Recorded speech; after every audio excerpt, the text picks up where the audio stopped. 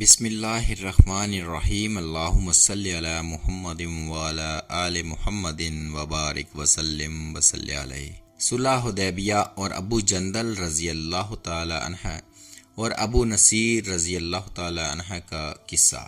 6 ہجری میں حضور اقدس صلی اللہ علیہ وآلہ وسلم عمرہ کے ارادہ سے مکہ تشریف لے جا رہے تھے۔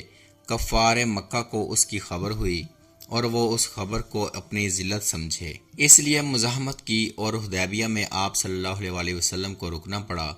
جان نثار صحابہ رضی اللہ تعالیٰ عنہ ساتھ تھے، جو حضور کریم صلی اللہ علیہ وآلہ وسلم پر جان قربان کرنا فخر سمجھتے تھے، لڑنے کو تیار ہو گئے، مگر حضور کریم صلی اللہ علیہ وآلہ وسلم نے مکہ والوں کی خاطر سے لڑنے کا ارادہ نہیں فرمایا اور صلح کی کوشش کی، اور باوجود صحابہ رضی اللہ تعالیٰ عنہ کی لڑائی پر مستعدی اور بہادری کے حضور کریم صلی اللہ علیہ وسلم نے کفار کی اس قدر رعایت فرمائی کہ ان کی ہر شرط کو قبول فرما لیا۔ صحابہ رضی اللہ تعالیٰ عنہ کو اس طرح دب کر صلح کرنا بہت ہی ناگوار تھا، مگر حضور کریم صلی اللہ علیہ وآلہ وسلم کے ارشاد کے سامنے کیا ہو سکتا تھا کہ جانثار تھے اور فرما بردار، اس لیے حضرت عمر فاروق رضی اللہ تعالیٰ عنہ جیسے بہادروں کو بھی دبنا پڑا۔ صلح میں جو شرطیں طے ہوئی، ان شرطوں میں ایک شرط یہ بھی تھی کہ کافروں میں سے جو شخص اسلام لائے اور ہجرت کرے، مسلمان اس کو مکہ واپس کر دیں، اور مسلمانوں میں سے خدا نخواستہ اگر کوئی شخص مرتد ہو کر چلا آئے تو وہ واپس نہ کیا جائے۔ یہ صلح نامہ ابھی تک پورا لکھا بھی نہیں گیا تھا کہ حضرت ابو جندل رضی اللہ تعالیٰ عنہ ایک صحابی تھے جو اسلام لانے کی وجہ سے طرح طرح کی تکلیفیں برداشت کر رہے تھے اور زنجیروں میں بندھے ہوئے تھے۔ اسی حالت میں گرتے پڑتے مسلمانوں کے لشکر میں اس امید پر پہنچے کہ ان لوگوں کی حمایت میں جا کر اس مصیبت سے چھٹکارا پاؤں گا۔ ان کے باپ سہل نے، جو اس صلح نامہ میں کفار کی طرف سے وکیل تھے اور اس وقت تک مسلمان نہیں ہوئے تھے، فتح مکہ میں مسلمان ہوئے۔ انہوں نے صاحبزادے کے تماچے مارے اور واپس لے جانے پر اصرار کیا۔ حضور کریم صلی اللہ علیہ وآلہ وسلم نے ارشاد فرمایا کہ ابھی صلح نامہ مرتب بھی نہیں ہوا، اس لیے ابھی پابندی کس بات کی، مگر انہوں نے اس بات پر اصرار کیا۔ پھر حضور کریم صلی اللہ علیہ وآلہ وسلم نے ارشاد فرمایا کہ ایک آدمی مجھے مانگا ہی دے دو، مگر وہ لوگ ضد پر تھے، نہ مانا۔ ابو جندل رضی اللہ تعالیٰ عنہ نے مسلمانوں کو پکار کر فریاد بھی کی کہ میں مسلمان ہو کر آیا اور کتنی مصیبتیں اٹھا چکا، اب واپس کیا جا رہا ہوں۔ اس وقت مسلمانوں کے دل پر جو گزر رہی ہوگی اللہ ہی کو معلوم ہے، مگر حضور کریم صلی اللہ علیہ وآلہ وسلم کے ارشاد پر واپس ہوئے۔ حضور کریم صلی اللہ علیہ وآلہ وسلم نے تسلی فرمائی اور صبر کرنے کا حکم دیا اور فرمایا کہ عن قریب حق تعالی شانہ تمہارے لیے کوئی راستہ نکالیں گے۔ صلح نامہ مکمل ہو جانے کے بعد ایک دوسرے صحابی ابو بصیر رضی اللہ تعالیٰ عنہ بھی مسلمان ہو کر مدینہ منورہ پہنچے۔ کفار نے ان کو واپس بلانے کے لیے 2 آدمی بھیجے۔ حضور اقدس صلی اللہ علیہ وآلہ وسلم نے حسب وعدہ واپس فرما دیا۔ ابو بصیر رضی اللہ تعالیٰ عنہ نے عرض بھی کیا، یا رسول اللہ صلی اللہ علیہ وآلہ وسلم، میں مسلمان ہو کر آیا، آپ پھر مجھے کفار کے پنجہ میں بھیجتے ہیں۔ آپ صلی اللہ علیہ وآلہ وسلم نے ان سے بھی صبر کرنے کو ارشاد فرمایا کہ انشاءاللہ ان قریب تمہارے واسطے راستہ کھلے گا۔ یہ صحابی ان دونوں کافروں کے ساتھ واپس ہوئے۔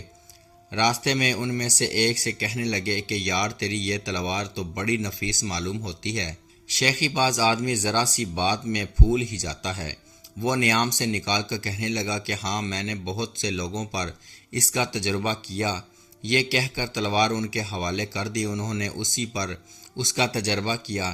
دوسرا ساتھی یہ دیکھ کر کہ ایک کو تو نپٹا دیا، اب میرا نمبر ہے، بھاگا ہوا مدینہ آیا اور حضور کریم صلی اللہ علیہ وآلہ وسلم کی خدمت میں حاضر ہو کر عرض کیا کہ میرا ساتھی مر چکا ہے، اب میرا نمبر ہے۔ اس کے بعد ابو بصیر رضی اللہ تعالیٰ عنہ پہنچے اور عرض کیا کہ یا رسول اللہ صلی اللہ علیہ وآلہ وسلم، آپ اپنا وعدہ پورا فرما چکے کہ مجھے واپس کر دیا، اور مجھ سے کوئی عہد ان لوگوں کا نہیں ہے جس کی ذمہ داری ہو، وہ مجھے میرے دین سے ہٹاتے ہیں، اس لیے میں نے یہ کیا۔ حضور کریم صلی اللہ علیہ وآلہ وسلم نے فرمایا کہ لڑائی بھڑکانے والا ہے، کاش کوئی اس کا معین و مددگار ہوتا۔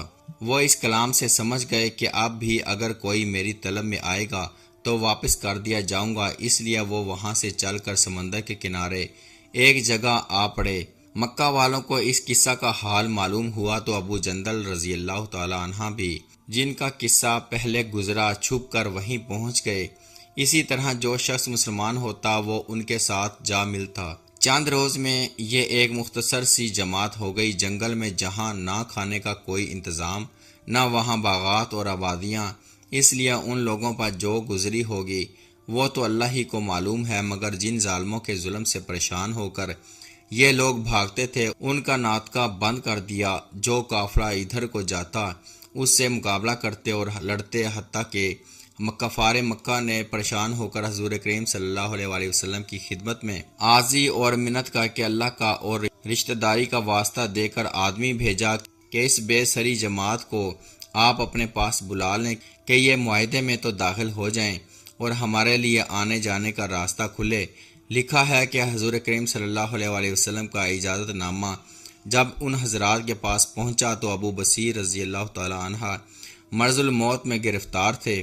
آدمی اگر اپنے دین پر پکا ہو، بشرطے کہ دین بھی سچا ہو، تو بڑی طاقت اس کو نہیں ہٹا سکتی، اور مسلمان کو مدد کا تو اللہ تعالیٰ کا وعدہ ہے، بشرطے کہ وہ مسلمان ہو۔